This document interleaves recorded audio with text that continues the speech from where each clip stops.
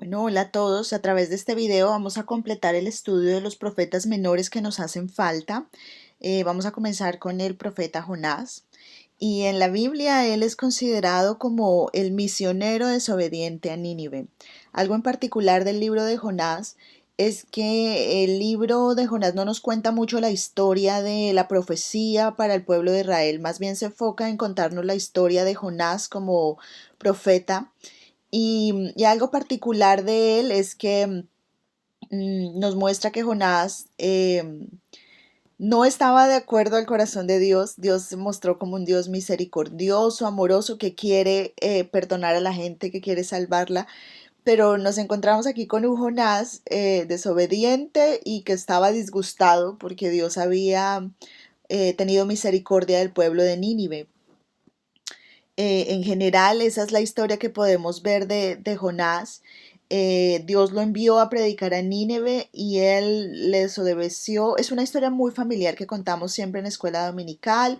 Todos sabemos que él fue para otro pueblo y que por eso cuando iba navegando para ese otro pueblo una tempestad muy grande se levantó y él reconoció que era por causa de él. Él pidió a los que iban en el bote que lo echaran al agua y un pez grande lo tragó y lo vomitó a los 3 días. Algo para reflexionar acerca de esto es, puede parecer una historia muy graciosa, puede parecer, igual fue un milagro, pero leyendo en el libro de Mateo, el capítulo 12, nos muestra cómo Jesús mismo citó esto que había pasado con Jonás. Mateo 12, capítulo 12, versículo 40 dice, porque como estuvo Jonás en el vientre del gran pez 3 días y 3 noches, así estará el Hijo del Hombre en el corazón de la tierra 3 días y 3 noches. Esto se refería a Jesús en este momento, cuando estaba predicando y estaba enseñando que el Mesías iba a venir, que era él, y que iba a morir y que iba a resucitar al tercer día. O sea que podemos ver cómo, a pesar de que Jonás no hablaba mucho, el libro de Jonás no nos cuenta mucho la historia de cómo el pueblo de Israel iba a ser juzgado y todo eso. Sí hay una prueba doctrinal aquí muy grande de cómo Jonás fue un tipo, fue una representación del futuro Mesías que iba a venir. Algo algo en particular que también nos cita este versículo, este capítulo 12, el versículo 39 nos cuenta que Jesús le estaba respondiendo, esta generación mala y adúltera demanda señal, pero señal no le será dada sino la señal del profeta Jonás. Es decir, a ese punto a Jesús le estaban diciendo, bueno, si usted es Dios, si usted es todo lo que usted dice ser, muéstrenos una señal. Y él decía, la única señal va a ser que yo voy a morir y voy a resucitar al tercer día. Pero ellos no podían entender esto.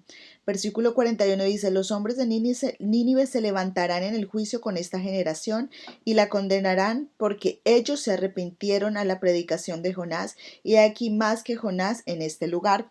Si vamos a la historia de Nínive, entendemos cómo Jonás, después de que Dios, el pez lo vomitó porque él oró en el vientre de ese pez, y de nuevo Dios lo envía, lo comisiona para que vaya a Nínive a predicar, y él llega allí a Nínive a predicar y da un mensaje no muy completo. Él solo fue y anunció, Nínive va a ser destruido. Y fue impresionante la respuesta de este pueblo de Nínive. Ellos de inmediato se arrepintieron a Dios, se volvieron a Dios. La mayoría de las promesas de profecías para ese tiempo incluían una explicación de por qué, ustedes en qué pecado están. Si volvemos a todos los profetas que hemos estudiado anteriormente, nos damos cuenta que siempre decían al pueblo, ustedes han hecho esto, ustedes se han volcado hacia otros dioses, siempre les explicaban el por qué, cuál era el error que ellos estaban cometiendo. Después le predicaban el juicio que iba a venir, pero también les daban la salida a la restauración. El profeta siempre le decía el error que el pueblo estaba cometiendo.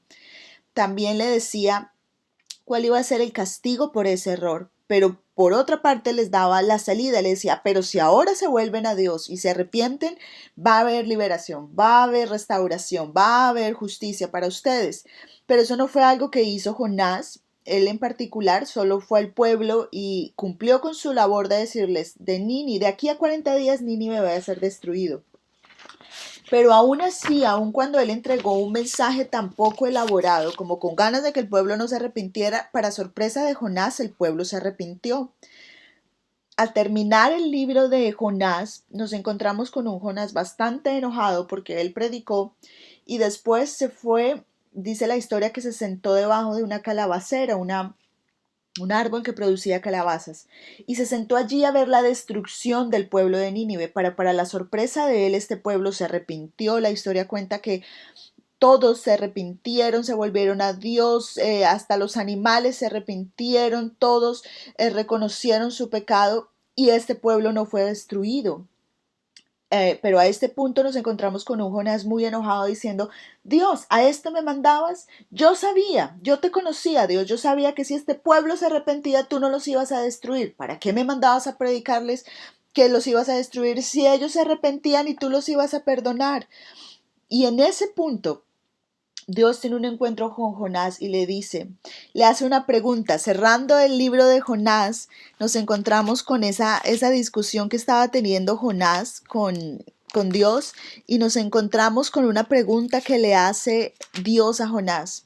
Y le pregunta: ¿tuviste tu lástima de la calabacera, en la cual no trabajaste, ni tú la hiciste crecer, que en espacio de una noche nació y en espacio de otra noche pereció? Yo no tendré piedad de Nínive, aquella gran ciudad donde hay más de 120,000 personas que no saben discernir entre su mano derecha y su mano izquierda, y muchos animales. Me sorprende ver cómo este profeta era tan indiferente. Vemos que a él le interesaba más ir a predicar un mensaje y que el mensaje se cumpliera sobre ellos, que no tenía misericordia de las personas que estaban allí. Y esa es la manera en que termina el libro, Dios preguntándole a Jonás: ¿a usted no le importa lo que pasó con la calabacera en la que usted se sentó, que ayer le estaba dando sombra y hoy ya no le puede dar? Pero claro, a usted no le importa porque usted no trabajó en ella, usted no la hizo crecer. Y eso nos muestra cómo Dios tiene misericordia de su creación porque Él la creó. Él ama a las personas, a Él le interesa la salvación de las personas, y esa es la única razón por la que Él tarda y extiende su misericordia cada día. Y esa pregunta es para nosotros hoy, tal vez. Nosotros tenemos la misericordia que necesitamos para con otros, predicamos diligentemente porque realmente nos importan las almas, porque más allá de que estemos correctos, de que tengamos la razón o que estemos haciendo las cosas bien, realmente nos importa la gente, nos importa que la gente se salve, uh, o queremos más ver un ministerio exitoso. Todo, absolutamente todo lo que está en la Biblia es para nosotros, y es la invitación que quiero hacerles hoy. Uh, lo que está aquí es para nosotros, no solo para dejarnos una reflexión de un profeta desobediente y malo, sino que en algún momento Jonás nos sirva como un espejo y digamos: bueno, yo realmente amo las almas, y puede que a veces sea indiferente a ellos porque claro, yo no soy el que vino y murió en una cruz por ellos. Dios fue el único que se encarnó y vino a morir una muerte horrible por toda la humanidad. Por eso es que Él tiene misericordia, porque Él sí pagó el precio por ellos. Y, y debemos examinarnos y ver que no caigamos en el mismo error de Jonás, de tal vez ser indiferentes y de escoger ver la justicia de Dios sobre los demás por encima de más bien tener misericordia y de decir: bueno, merecen ser salvos.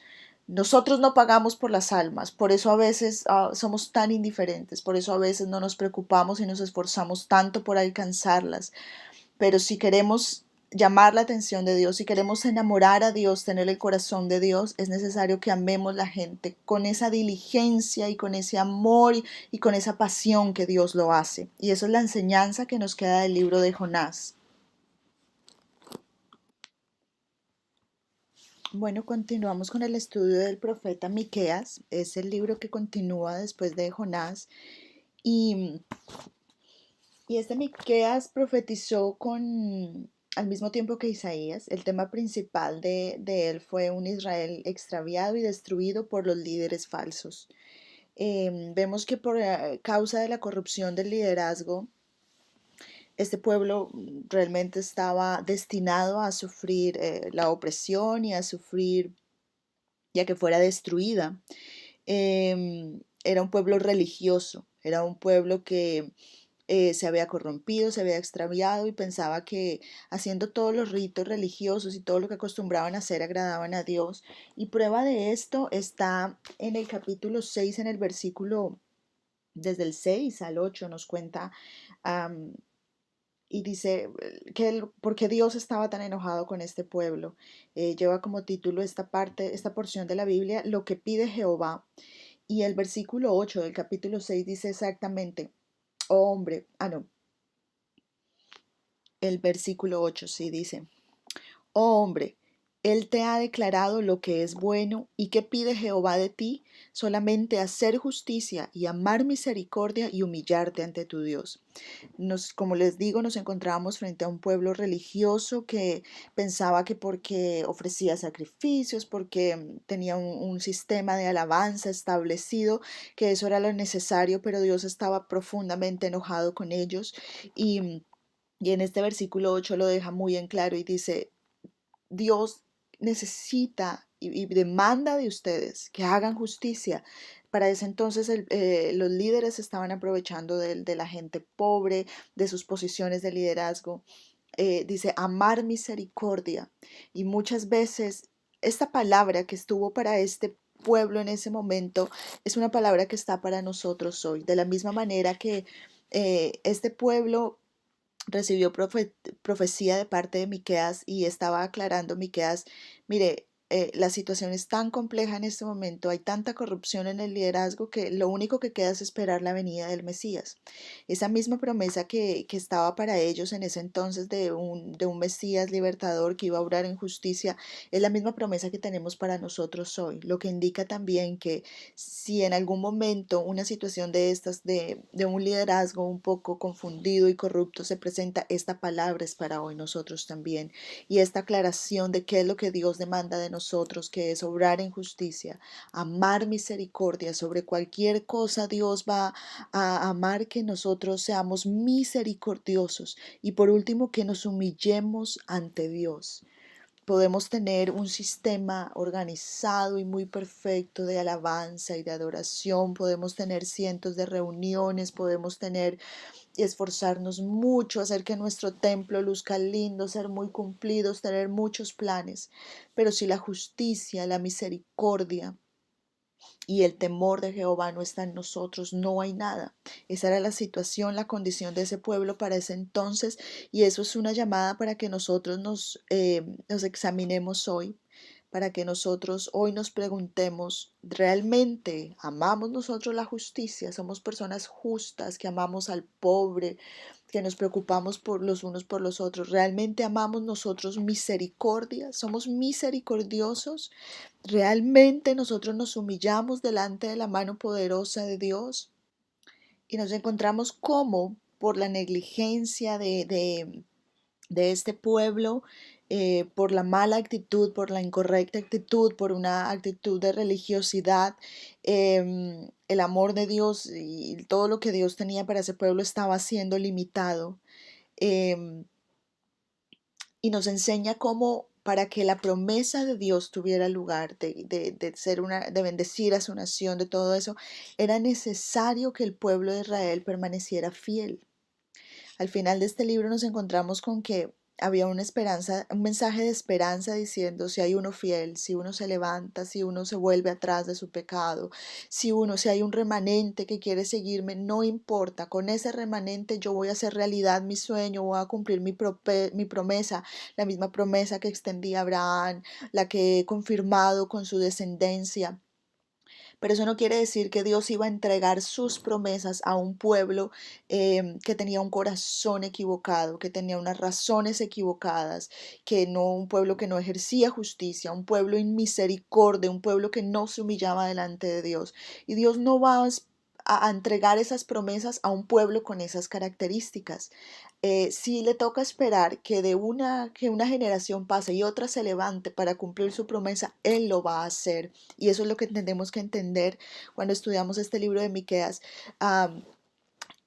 es necesario que nosotros como pueblo de Dios seamos un pueblo limpio, seamos un pueblo fiel, seamos un pueblo ah, testimonio para abrir camino para que Dios pueda cumplir sus promesas en nosotros. No podemos confiarnos solo de la misericordia de Dios y decir, oh, Él es bueno, Él nos va a perdonar. No, Él demanda fidelidad de nosotros. Él demanda que tengamos un corazón humilde, misericordioso y que amemos sobre toda cosa justicia, seamos justos y y es la única manera en que vamos a ser de bendición para otros. Muchas veces nos enfocamos en hacer y estar ocupados. Pero si usted y yo por un momento pensáramos que si amamos a Dios, amamos misericordia, amamos justicia y dejamos que la palabra de Dios nos limpie y vivimos lo que Él nos manda vivir, esa es la manera más grande en que nosotros vamos a bendecir a nuestras generaciones futuras, obedeciendo, dejando que Dios cumpla la promesa en nosotros y que por ende la pueda cumplir en ellos. Y esa es la enseñanza, la gran enseñanza acerca de Miqueas. No se esfuerce, no haga tanto esfuerzo y sacrificio como usted cree, tanta actividad, tanta cosa. Deje que la palabra de Dios entre y lo limpie a usted.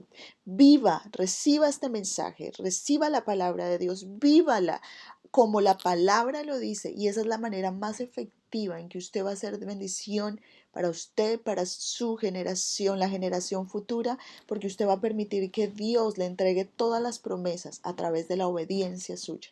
Usted va a permitir que Dios cumpla con sus promesas de bendición, de salvación, de redención, solo porque usted y yo permanecemos fieles. Y esa es la gran enseñanza que nos deja este libro de Miqueas. El siguiente libro que vamos a estudiar es el del profeta Nahum. Este libro en general muestra cómo fue la destrucción de Nínive después de que Jonás había ido a predicar y por la predicación de Jonás este pueblo se arrepintió. Años tarde ellos regresaron a la idolatría y esto causó de nuevo que Dios enviara un profeta y emitiera juicio sobre ellos. Lo que caracterizaba a esta nación asiria era un pueblo violento, era un pueblo que oprimía a las personas. Allí las personas sufrían mucho y había un patrón muy seguido de injusticia. Entonces vemos cómo en el capítulo 1, el versículo 7 dice, Jehová es bueno, fortaleza en el día de la angustia y conoce a los que en él confían. El tema principal de este libro es enseñarnos cómo Dios está en control de todo lo que pasa en el universo. Él ve la opresión, Él ve la injusticia, Él no está cómodo con eso. eh, y, y Él toma control y da respuesta a esas situaciones, pero también nos invita y nos hace un llamado a ser fieles, a que confiemos que Él está en control, que Él sabe la situación y que a su momento Él se levantará y hará justicia contra estas naciones. Algo curioso es que a pesar que Nahum profetizó sobre la destrucción de Asiria, usa un lenguaje muy familiar al de Isaías, lo que nos indica que parte de esta profecía era también para el reino de Babilonia, el reino babilónico. Y es una muestra de cómo a lo largo del tiempo y de la historia Dios ha oprimido naciones que se han levantado en contra de la justicia, del amor, de todos los principios que Dios nos enseña. La mayoría de imperios y grandes ciudades que se han fundado con el objeto de gobernar, de sacar provecho de las otras personas y lo hacen a través de la injusticia, de oprimir a otros. Y cada vez que un reino se levanta así, Dios por otra parte también se levanta a su momento indicado y hace justicia. Entonces, a grandes rasgos, este libro de Nahum nos enseña cómo Dios está en control, nos inspira, nos aconseja a que permanezcamos fiel porque Él a su momento va a llamar a justicia a opresores. Al final de este libro vemos cómo la destrucción del pueblo asirio tomó lugar. Y como les dije anteriormente, era una profecía también para el pueblo babilónico. Y así consecuentemente, nación sobre nación se ha levantado desde esa época hasta hoy. Y lo único que nos puede enseñar este libro es que Dios está en control, que a pesar de la injusticia que nosotros veamos a nuestro alrededor, Y de la misma manera en que esa nación, ese pueblo asirio se levantó, ese imperio, y luego un imperio babilónico también se levantó y oprimían a las personas, eso es algo que uno puede ver hoy reflejado en los gobiernos hoy en día. Em, y tenemos que confiar que a pesar de la presión que se pone sobre nosotros, a pesar de la injusticia que uno ve alrededor, Dios sigue en control. Y como les leí en el versículo 7, Él es bueno, Él es la fortaleza en el día difícil y también conoce que confiamos en Él. Y la invitación es que a que confiamos en Dios y esperemos que a su debido tiempo Él se levantará, Él hará justicia, Él emitirá juicio y a los que permanezcamos fieles vamos a tener una recompensa. Entonces, esto es todo lo que podemos aprender del libro de Nahum. Vamos a estudiar el libro de Habacuc y este libro no tenemos mucha información acerca de Habacuc, pero sabemos que él profetizó la caída del imperio caldeo. El libro comienza contando la historia de cómo el profeta se está quejando de todo lo que ve a su alrededor. Em, ya sabemos que para esta época el panorama no era muy bueno y, y todo el pueblo tenía problemas grandísimos como había una opresión contra los pobres, había un problema de esclavitud laboral, había irresponsabilidad de parte de los líderes, indiferencia, todas esas problemáticas que mencioné y por supuesto habría un problema muy grande de idolatría y de todas esas cosas eran las que Habacuc se quejaba y le decía a Dios, todo esto está pasando y ¿qué vas a hacer al respecto? Entonces Dios avisa que sí va a haber un castigo para el pueblo a través por medio de los caldeos. Entonces Habacuc se pone un poco más frustrado y dice, ¿cómo tú vas a castigar a tu pueblo a través de un pueblo que es aún peor, hace cosas peores que las que tu pueblo hace? Y Dios allí le responde, bueno, con la autoridad y le dice, ok, el pueblo caldeo va a tener su pago, su recompensa, su caída, pero a su tiempo. Y en resumidas cuentas, esa es la historia. Habacuc profetiza la caída del pueblo caldeo, pero antes este pueblo va a dar un castigo, va a ser un instrumento para oprimir al pueblo de Dios. Y en resumidas cuentas, el libro nos enseña algo muy importante a nosotros hoy. Tal vez nosotros vemos cosas parecidas a las que Habacuc veía. Habacuc estaba muy frustrado, muy cansado de ver tanta maldad y tanto pecado y tal vez usted y yo a veces nos sentimos así. Vemos tantas cosas que pasan alrededor, no sabemos cuándo van a parar, no vemos cómo podemos aportar para que todo esto suceda. Pero hay dos cosas bien importantes que Habacuc aprendió y la primera está en el capítulo 2, el versículo 3. Dice Jehová, en la primera respuesta que Jehová le da a Habacuc, dice, aunque la visión tardare, aún por un tiempo más se apresurará hacia el fin. Y no mentirá, aunque tardare, espéralo, porque sin duda vendrá y no tardará. Habacuc comienza con una visión que Dios le dio de que iba a haber justicia en un futuro. Y Dios le estaba pidiendo a Habacuc que escribiera esa visión que él tuvo sobre unas tablas de la ley, pero sobre todo lo estaba animando y le estaba diciendo que sí, que aunque la visión tarde, que esperara. Espéralo porque sin duda vendrá y no tardará. Espérelo porque yo estoy en control y a su momento yo tomaré el control. Otro pasaje muy importante que encontramos en este capítulo 2 está en el versículo 4. Dice aquí, aquel cuya alma no es recta se enorgullece, mas el justo por su fe vivirá. Y esa es la respuesta. Dios le pidió primero a Habacuc que escribiera la visión y que esperara, que creyera que él iba a ver lo que había visto. Pero otra parte le aclara y le dice, mas el justo por su fe vivirá. Y es una invitación a que nosotros vivamos, a todos los que hemos sido ya justificados por Dios, a que vivamos por fe. Y puede que hemos recibido promesas. Dios nos ha dicho que vamos a ver justicia, que vamos a tener descanso, que vamos a ver su gloria en nuestra vida y en el mundo en general. Y yo sé que nos levantamos y lo que escuchamos en las noticias, lo que vemos en las calles es totalmente diferente. Pero el gran mensaje de Dios para Habacuc para ese tiempo fue, y que es el mismo mensaje para nosotros hoy, es: mas el justo por la fe vivirá. Y debemos vivir inspirados, confiados, esperando en las promesas de Dios, que lo que Él prometió que va a hacer con nosotros, Él lo va a hacer, que lo que Él prometió que Él va a hacer con nuestras familias, con nuestra nación, con nuestra iglesia, con nuestro ministerio, Él lo va a hacer. Y es la única manera de sobrellevar y de vivir esta vida, llenos de fe, confiados que lo que Dios ha prometido, Él lo va a hacer a su tiempo. Porque entre más nosotros pongamos los ojos en la tierra y en lo que pasa aquí, vamos a llegar a sentirnos como Habacuc, frustrados, cansados, agotados.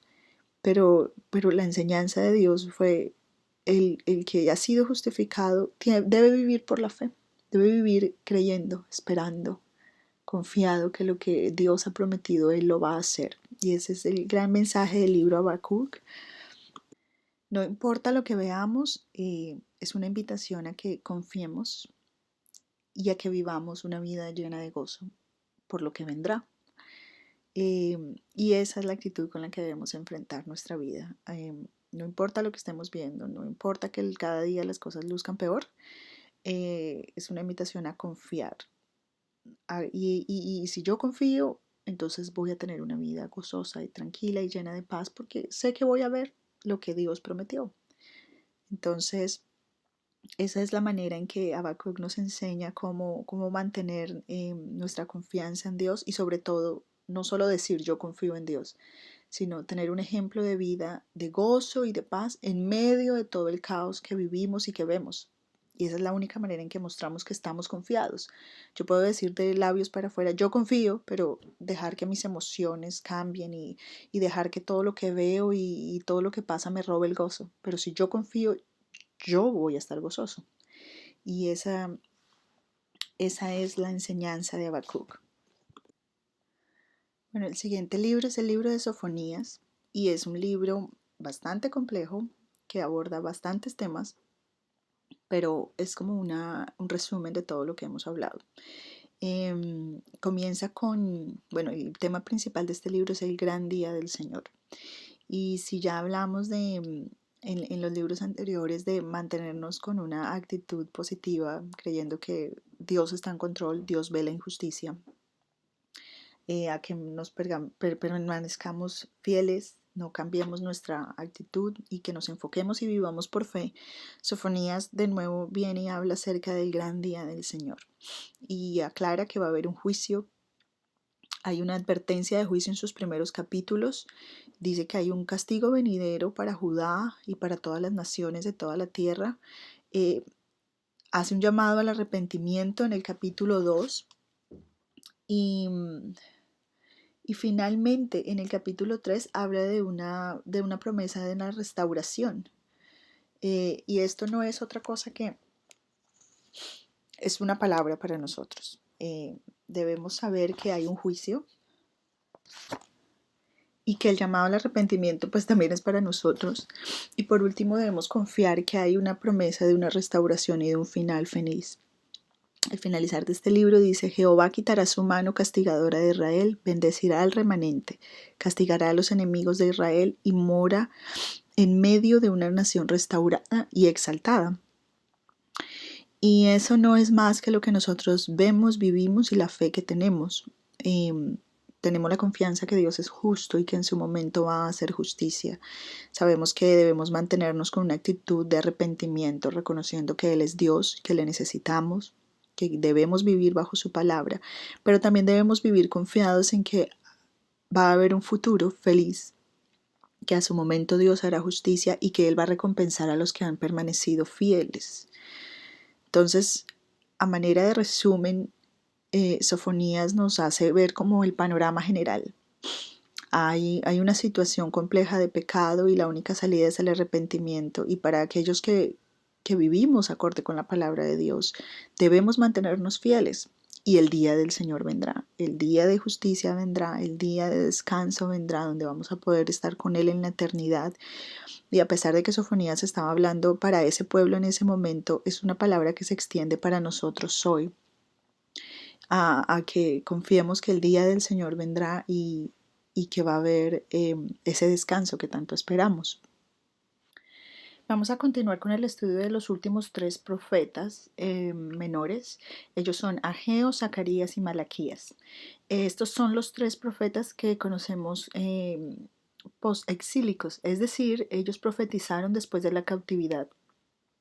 Y comenzamos con Ageo, el profeta Ageo. El tema principal de él era animar al pueblo porque después del exilio, después de la cautividad, ellos comenzaron a construir el templo, pero apenas habían empezado y la obra fue detenida por sus vecinos, los enemigos samaritanos.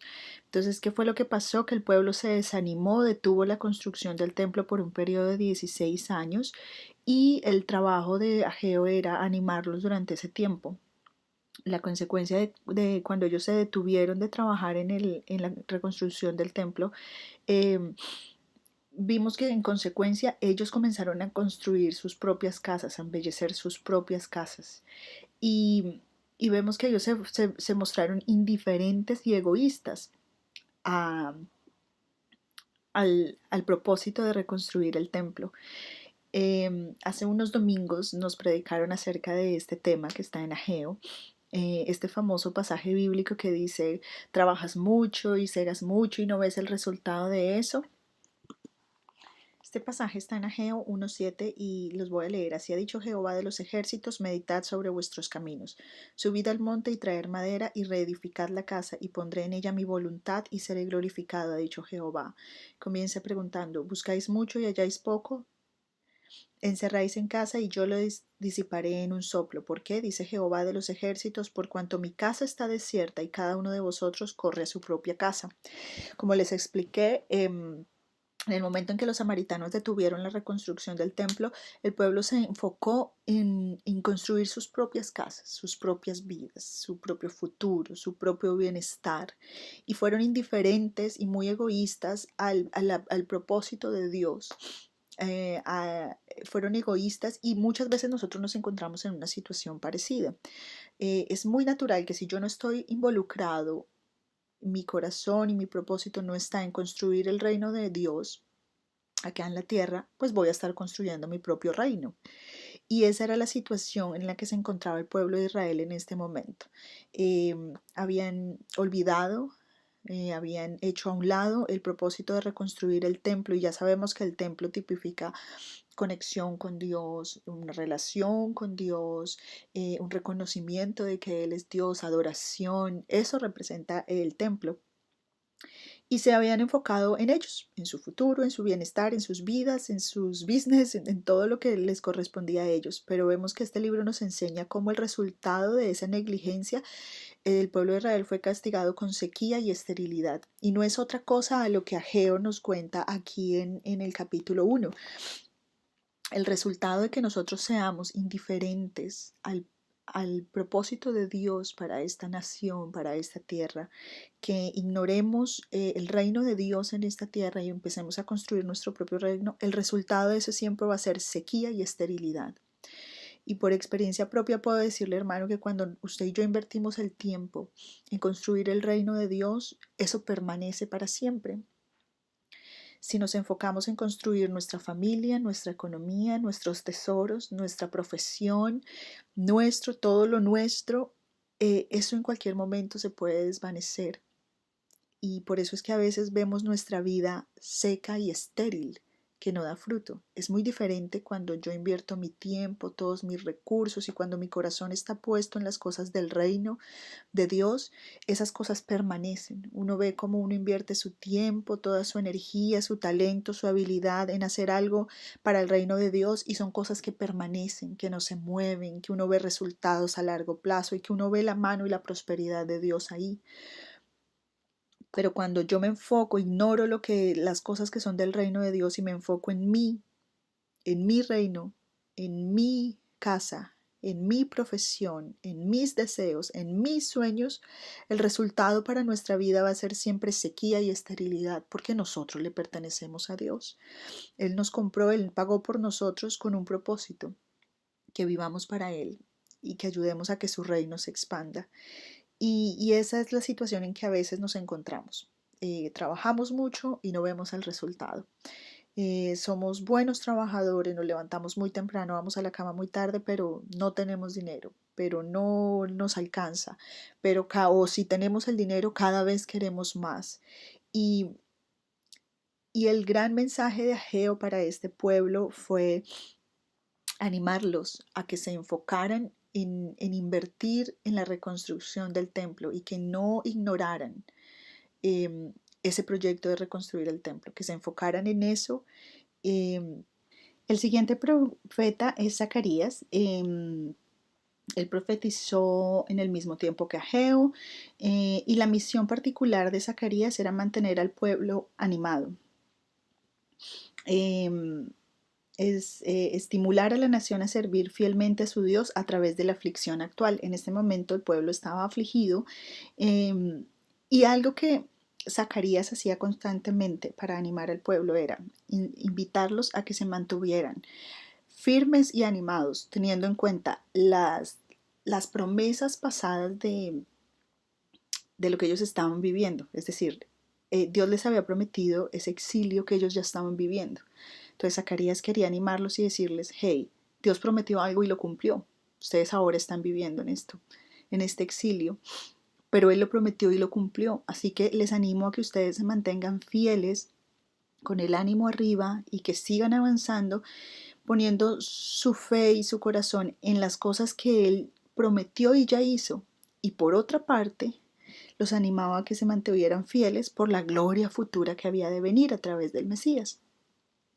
Entonces esto nos deja, Zacarías fue un hombre de visiones. Si ustedes ven en el texto, en la página 49 y 50 encontramos una lista bien grande de todas las visiones que tuvo Zacarías. Y es un ejemplo para nosotros hoy como creyentes, como la visión que Dios nos ha dado a nosotros para nuestra vida y nuestro ministerio es lo que debe ayudarnos a mantenernos en pie en los momentos de aflicción. Zacarías le decía al pueblo, Dios prometió algo y lo cumplió. Eso es una razón para que usted se mantenga firme, para que usted se mantenga con el ánimo arriba. Pero por otra parte también Dios tiene otra promesa de una gloria futura. Y vemos cómo esa relación entre pasado y futuro era lo que les dirigía a ellos cómo comportarse en el presente. Y eso es lo mismo para nosotros hoy. ¿Cómo debo yo caminar hoy en fe, en gozo, en confianza? Porque tengo muchas razones para hacerlo. Tengo muchos testimonios del pasado y muchas promesas que Dios ya ha cumplido en mi vida. Y por eso yo debo mantener la confianza y el gozo y el ánimo arriba. Por otra parte, tengo más promesas en el futuro. Sé que Dios va a venir por mí, sé que Dios me va a levantar y me va a llevar a la eternidad a vivir con Él. Entonces, esos dos factores, el pasado, las promesas del pasado que ya se cumplieron y las promesas futuras a las que estoy esperando son las que deben determinar la manera en la que yo camino hoy, en la que veo hoy. Y eso es lo que uno llama caminar confiado en la visión que Dios nos ha dado. Si Dios nos ha dado una visión, debemos alimentar esa visión y no dejar que muera solo inspirándonos en las victorias que ya hemos tenido, en las promesas que Dios ya nos había dado y ya cumplió y en las que tenemos por cumplirse. Y esa es la única manera en que podemos llevar nuestro día, nuestro hoy, nuestra realidad, nuestra vida presente. Y esa es como la gran enseñanza de Zacarías. Hay muchos temas doctrinales entre todas las visiones que él tuvo, porque toda la visión era simbolismos, eran símbolos de la esperanza venidera, de la esperanza que tenemos y de la promesa que va a venir. También Zacarías habló, exhortó al pueblo a obediencia y a vivir en piedad. Y por último, él también habló de cómo había gloria por medio de la tribulación. Pero en grandes rasgos, Zacarías nos anima a vivir no ignorando las victorias del pasado y tampoco ignorando la gloria venidera que va a venir, las promesas que tenemos por parte de Dios que aún no se han cumplido. Y eso es lo que quiero que tomemos del libro de Zacarías. Bueno, por último tenemos al profeta Malaquías, es el último de los profetas y es el último profeta del Antiguo Testamento. A modo de conclusión, Malaquías nos presenta la revelación de un pueblo rebelde e insincero. Después de haber visto toda la historia de los profetas y cómo ellos trataban con el pueblo, cómo el pueblo respondía, cómo era infiel, cómo Dios les daba un mensaje, ellos se arrepentían, a veces volvían a la idolatría. En fin, a manera de conclusión, Malaquías nos presenta la naturaleza de un pueblo, el comportamiento, eh, el repetitivo comportamiento del pueblo de Israel. Y después de ver toda la historia y ver todos los profetas, podemos concluir, Israel era un pueblo rebelde e insincero. Era un pueblo que se rebelaba contra la palabra de Dios, contra la ley de Dios, y aparte de eso no tenía un corazón honesto. Y, y eso fue lo que mantuvo a ese pueblo oprimido, lo mantuvo en la situación en que estuvo por muchos años. Y alguna vez escuché que la historia es muy importante. Cuando nosotros leemos historia entendemos el porqué, los porqués de muchas situaciones que vemos ahora. La historia también nos da mucha información para no cometer los mismos errores. Y ese es el objetivo, que después de que estudiemos la naturaleza de ese pueblo de Israel y cómo Malaquías lo resume como un pueblo rebelde e insincero, nosotros aprendamos de eso y digamos, ok, rebeldía contra Dios, contra la palabra de Dios, nunca va a traer nada bueno. Y eso nos lo ha enseñado el pueblo de Israel a través de los años. También la falta de sinceridad es una de los limitantes, es lo que limita mi relación con Dios. Y esas son las dos cosas que debemos tratar de raer, de quitar de nuestra vida, rebeldía y que no seamos sinceros, porque eso fue lo que mantuvo al pueblo de Israel oprimido por mucho tiempo. Por otra parte, también Malaquías nos cuenta de un remanente fiel y eso nos enseña cómo permanecer fiel a pesar de lo que vemos, a pesar de lo que pasa. Mira, hermano, en mi experiencia en caminar con Dios, no parece mucha, pero sí es. Y yo recuerdo que cuando llegué a mi iglesia tenía líderes, tenía personas que me enseñaban, tenía gente con muchos talentos. Y me duele ver cómo pasando el tiempo muchos de ellos de pronto se han dejado vencer, se han caído en su fe. Y hoy, 20 años después de estar en la iglesia, puedo decir, esta es una carrera que se debe correr por años y que realmente el que la va a ganar es el que permanece fiel. Yo cuando llegué a la iglesia me comparaba con muchas personas y decía, no, estas personas tienen mucho talento, tal vez yo no tanto, pero con el tiempo he aprendido que Dios demanda de nosotros es su fidelidad, no que seamos excelentes, los mejores o que tengamos muchos talentos. El éxito de caminar con Dios es permanecer fiel, a pesar de lo que veamos, a pesar que yo comience una carrera con 20 y que a la mitad del camino seamos solo 5. El éxito de esto va a ser que yo permanezca fiel, no importa lo que vea a mi alrededor. Eh, Malaquías también nos habla de un remanente que permaneció fiel y que son los que van a heredar las promesas. Y mi consejo hoy es ese, hermano, en su caminar con Dios, desde que usted nació de nuevo hasta el día que el Señor venga, usted va a ver muchas cosas. Va a haber éxitos, va a haber fallas, va a haber injusticias, va a haber cosas que lo van a animar, pero van a haber cosas que también lo van a desanimar y que en algún momento le van a hacerse preguntar, ¿y por qué si tú has prometido esto, yo estoy viendo esto, Dios? Pero quiero decirle que también, así como el pueblo de Israel me enseña que yo no debo ser ni rebelde y que debo tener un corazón sincero, también me enseña que yo debo permanecer fiel y que Dios premia a los fieles. Entonces, otra cosa que nos enseña Malaquías es habla del Mesías venidero, este que juzgará eh, y que purificará a la nación. Ese es el mensaje completo de Malaquías. La última profecía del Antiguo Testamento está en el capítulo 4, en el versículo 5 y 6, y dice que Dios va a enviar un precursor del Mesías. Este iba a ser Elías, quien preparará el pueblo para su venida, o sea, para la venida del Mesías. Ese es todo el tema de Malaquías. Esto es lo que pudimos a manera de resumen y de una vista general estudiar acerca de los profetas. Y como les decía, el estudio de la historia y de la profecía de todos los profetas es algo que nos ayuda a poner bases a nosotros como creyentes. Por cuestiones de tiempo nosotros vimos todos estos profetas muy rápido, pero si en su tiempo libre usted tiene este material de vista panorámica y si usted lee la Biblia, hermano, usted va a entender mucha de la historia, va a aprender mucho de la relación que el pueblo de Israel tuvo con Dios, y eso sabe en qué le va a ayudar a que usted aprenda a conocer a su Dios.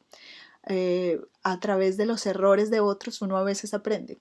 Eh, de pronto hay gente que dice, no, yo necesito cometer mis propios errores para aprender. Esa es una decisión que nosotros tomamos. Yo personalmente en mi vida he visto errores en personas muy cercanas a mí, de hecho parte de mi familia, y un día me resolví a aprender de los errores de ellos, a tomar la decisión de que yo no iba a aprender de mis propios errores, que si yo veía un patrón común en mi familia, si veía que eh, hacían esto y tenían un mal resultado, yo dije, no, yo quiero ser más inteligente que eso y quiero aprender de los resultados, de las fallas de otros. Entonces, eso es lo que nos hace, el estudio de los libros de los profetas nos enseñan eso, nos muestran la historia de un pueblo que Dios amaba y que Dios ama y que Dios quería salvar, y cómo ellos fueron rebeldes, fueron infieles, y eso fue lo que rompió la relación y lo que los llevó a vivir situaciones de esclavitud, de aislamiento. Y debemos aprender eso, a cómo los errores de ellos van a ayudarme a mí a no cometer los mismos errores para poder tener una mejor relación con Dios. Eh, Esto es todo lo que hemos estudiado en los libros de los profetas. Vea el video, esté listo porque en el próximo quiz que hagamos van a haber preguntas acerca de este video. Y mucho de lo que se estudió de los profetas es la base para poder entender el Nuevo Testamento, que ustedes van a comenzar a estudiar este viernes. Entonces, por favor, solo vea el video, lea el libro Vista Panorámica de la Biblia, el tomo 2, que allí es donde encontramos todos los profetas. Léalo y esté listo para que comencemos el próximo viernes a estudiar el Nuevo Testamento con los 4 evangelios. Señor les bendiga, espero tengan una semana bendecida, espero que el audio del video no esté tan mal, pero la verdad estuve muy enferma de la garganta y estaba esperando a poder recuperar parte de mi voz para poder completar el video. Los animo a que sigan adelante. Cuando estaba hablando del tema de la fidelidad, pensé mucho en, bueno, muchos comenzamos el curso, y no se trata de quien comienza la carrera, se trata de quien termina, así que les animo a que sigan adelante, a que sigan fieles y que sigan disponiendo del tiempo. Realmente aprobar este curso no es cuestión de tener mucha capacidad y mucho talento. A aprobar este curso, poder pasar este curso y poder terminarlo y graduarse, es cuestión de que usted saque el tiempo para que vea los videos, para que saque el tiempo para leer y que saque el tiempo para asistir a clase.